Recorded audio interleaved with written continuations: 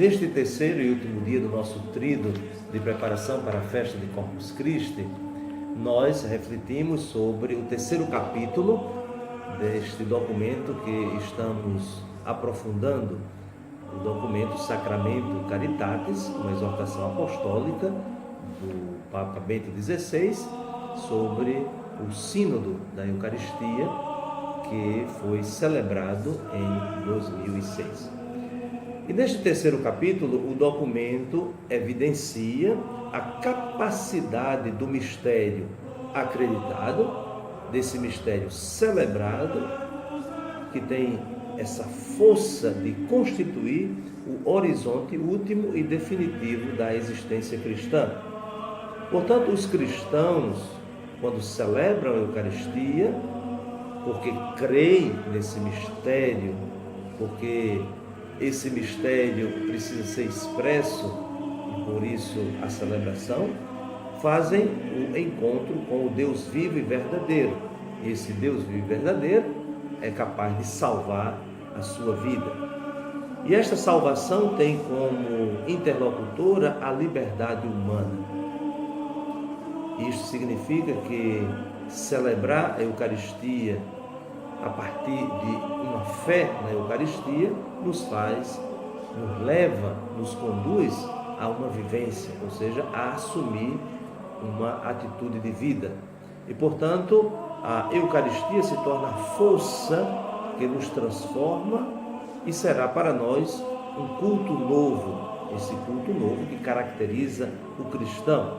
E sobre a base da ação eucarística, cada circunstância da existência se converte, por assim dizer, em sacramental. Poderíamos, em outras palavras, palavras mais simples, dizer que cada fiel está chamado a uma profunda transformação da própria vida.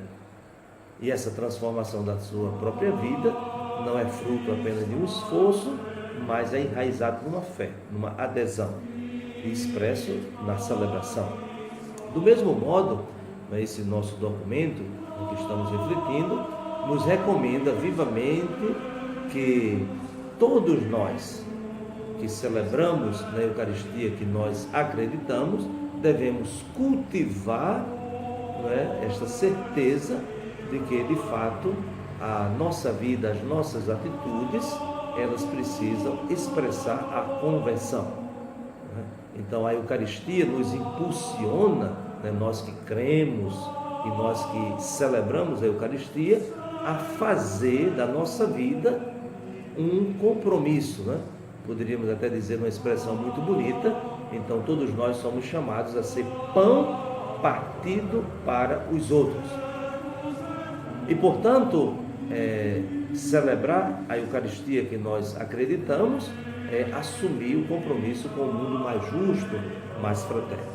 Nessa vivência eucarística, chegamos à percepção, essa concepção, de que a espiritualidade eucarística não é apenas a participação na missa ou mesmo a devoção ao Santíssimo Sacramento, mas esta vivência eucarística abarca toda a nossa vida. Por isso, cada cristão, segundo o seu estado de vida, é chamado a viver a vocação específica, sendo leigo, sendo sacerdote, sendo religioso, religiosa, enfim, essa pluralidade que enriquece a nossa vida cristã, a nossa igreja. Então, cada um, segundo a sua vocação específica, é chamado a viver a Eucaristia também como entrega, como doação, que será uma resposta ao amor com o qual nós fomos alcançados na celebração do mistério pascal de Cristo. Esse amor que deve se expressar na nossa vida e, portanto, não pode ser guardado para nós, precisa ser comunicado. Isso seria a vivência eucarística, essa vivência que pede constantemente de cada um de nós que a comuniquemos, porque a Eucaristia é, como diz o próprio documento, é fonte da missão da igreja. E por isso poderíamos afirmar como uma síntese do mistério da Eucaristia vivido, que a igreja autenticamente eucarística é uma igreja missionária. Então nós não podemos nos aproximar da mesa da Eucaristia, primeiro, sem fé. Por isso o primeiro capítulo dizia: a Eucaristia, mistério acreditado. Então nós não podemos nos aproximar da mesa eucarística se de fato nós não nos sentirmos arrastados, impulsionados para uma missão. Isto é, uma missão que parte do coração de Deus e alcança todo o ser humano.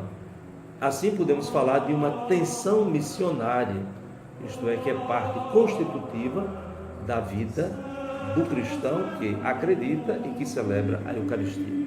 A Eucaristia, por outro lado, atualiza a entrega de Jesus por nós, pela salvação do mundo inteiro, e, portanto, nos leva quase que naturalmente à missão.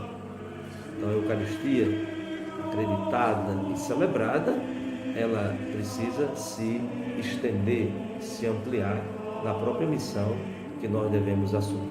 Daí nasce, poderíamos assim dizer, o mistério eucarístico como serviço da caridade. As nossas comunidades, quando celebram a Eucaristia, devem estar conscientes cada vez mais que o sacrifício de Jesus é para todos, não só para aqueles que estão ali reunidos durante o rito da Eucaristia. E como é que isso se torna uma verdade? Na missão. Portanto, celebrar a Eucaristia é assumir a missão.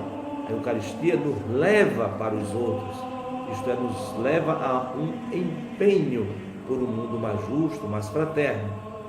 Na verdade, a vocação de cada um de nós consiste em ser unido a Jesus, pão repartido para a vida do mundo. Então, portanto, neste último dia do nosso tríduo, até dentro dessa vivência do nosso ano jubilar, reavivar a memória, celebrar a história e renovar a missão. Então, esse último dia que nos fala do mistério da Eucaristia vivido, para nós é esse grande apelo de assumirmos a nossa missão, renovar o nosso compromisso missionário, que parte da Eucaristia acreditada, celebrada. Então, que de fato esses nossos dias de preparação, a festa do Corpus Christi, tenha nos renovado nesse nosso desejo de crer na Eucaristia com firmeza, de celebrar a Eucaristia na sua verdade e assumir a Eucaristia como missão. Servir a vida é nossa missão.